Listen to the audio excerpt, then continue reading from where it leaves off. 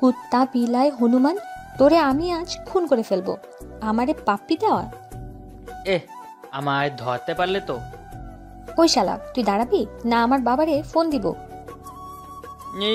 তোর ওই ভোটকা ঘুষখোর বাপরে আমি কি ভয় পাই নাকি? তুই শুধু দাঁড়া, তোরে আজ আমি। ভাই এমনিতেই তো রাগের রানী, আজ আবার পাপ্পি দিছি।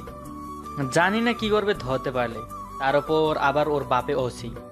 হে আল্লাহ রক্ষা করো মোরে। তারপর বাসায় এসে দেখি মিমের বাপে আমাদের বাসায়। ওরে বাপরে বাপ, হে আল্লাহ আমারে বাঁচাও। এই যে এদিকে আসো।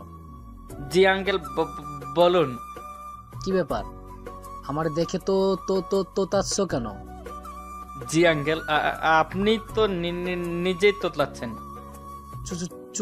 চুপ, বল আমার মেয়ে কোথায়? জি আঙ্কেল, বাসায় গেছে।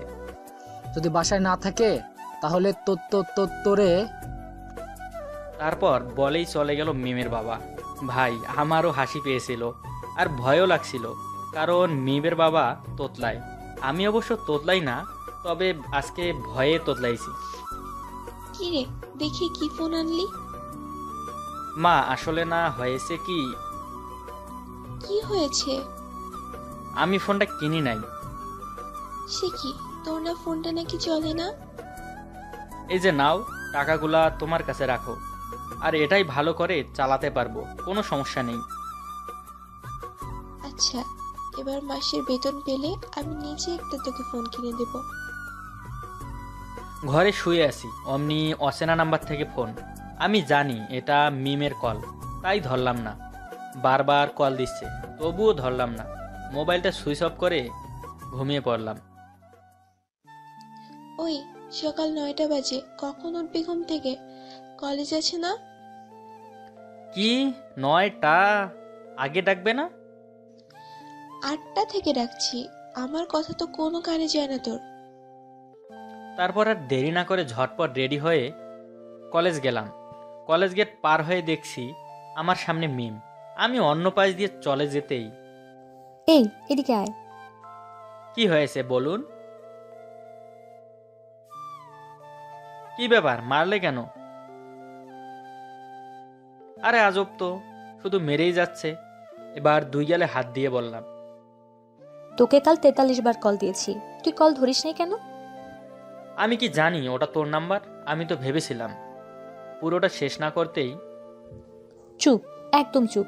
আর একটা কথা বলবি তো, তুই জানিস না ওটা আমার নাম্বার? আর তোরে তো SMS এ দিছি, তারপর ধরিস নাই কেন? আসলে আমার ফোনটা হঠাৎ অফ হয়ে গেছে তাই। যখন খোলা ছিল তখন ধরিস নাই কেন? না মানে চুপ। আমি দাঁড়িয়ে আছি। গাল থেকে হাত নামিয়ে ক্লাসে যা। ওই শালা, তোরে বলছি না ক্লাসে যা, ভ্যাবলার মতো দাঁড়ায় আছিস কেন? তারপর আর কিছু না বলে ক্লাসে চলে গেছি।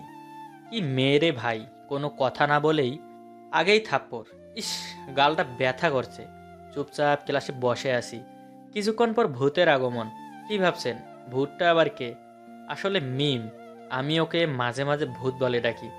একদিন ওকে ভূত বলেছিলাম বলে সোজা থাপ্পড় দিয়েছে। সেদিন থেকে ওকে ভূত বলি। তবে মনে মনে ওর সামনে বললে রক্ষা নাই। ও সোজা আমার পাশে এসে বসলো। ক্লাস চলছে, আমি ওর দিকে তাকাচ্ছি না, ক্লাসে মনোযোগী হওয়ার চেষ্টা করছি।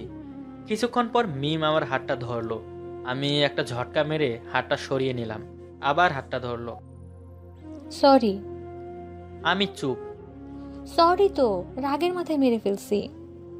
আমি ক্লাসের দিকে তাকিয়ে আছি। ওই রাফি, সরি।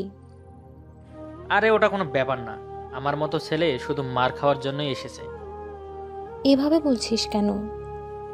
তো কিভাবে বলবো? আর তুই কেন সরি বলছিস? ভুল তো আমারই, আমার সরি বলা উচিত তোরে। সরি। মিম আর কিছু বলছে না। একবার তাকিয়ে দেখলাম কেঁদেই ফেলেছে। আরে কি আজব, ক্লাসটা কাদার জায়গা। মিম, তুমি কাঁদছো কেন? এই ফাজিল ছেলে রাফি তোমায় কিছু করেছে তাই না? ওকে দাঁড়াও। এই কি করেছিস? ম্যাডাম কিচ্ছু করিনি আমি, বিশ্বাস করুন।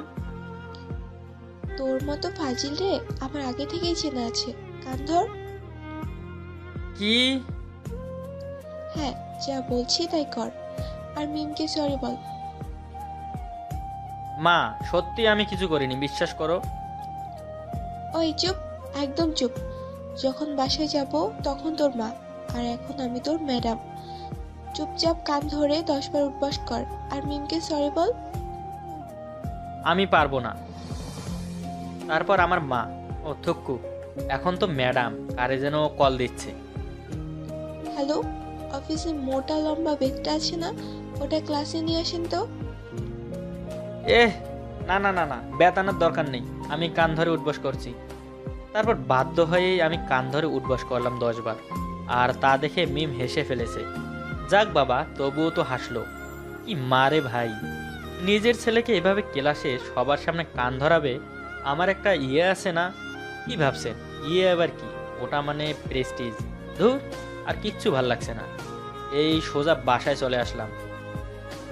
আর তার কিছুক্ষণ পরে দেখি মায়ের সাথে মিমও চলে এসেছে। কি ব্যাপার, কিছুই তো বুঝতে পারছি না। হঠাৎ মিম আমাদের বাসায়। আসলে ভাই, এর আগে মিমকে অনেকবার প্রপোজ করেছি, উপহার হিসেবে শুধু পাপ্পি, ও সরি, থাপ্পড়ই পেয়েছি। কিছুতেই রাজি হচ্ছে না। না, আর এই বাড়িতে থাকবো না, তাই ব্যাগ গুছিয়ে নিলাম। কিছুদিনের জন্য ঘুরতে যাব। ব্যাগ গোছা শেষে দেখি মিম আমার রুমে। হঠাৎ ব্যাগ হাতে নিয়ে চলে যেতে লাগলাম, অমনি মিম আমার হাতটা টেনে ধরে। ওই কই যাস? যেখানে ইচ্ছে সেখানে, জাহান্নামের চৌরাস্তায়, তাতে তোর কি? আমাকে ছেড়ে যাবি? তুই আমার কে? তুই কি আমার বিয়ে করা বউ যে তোকে ছেড়ে যেতে কষ্ট লাগবে? এমন ভাবে বলছিস কেন? তো কেমন ভাবে বলবো শুনি? আমি এর থেকে ভালো করে বলতে পারি না।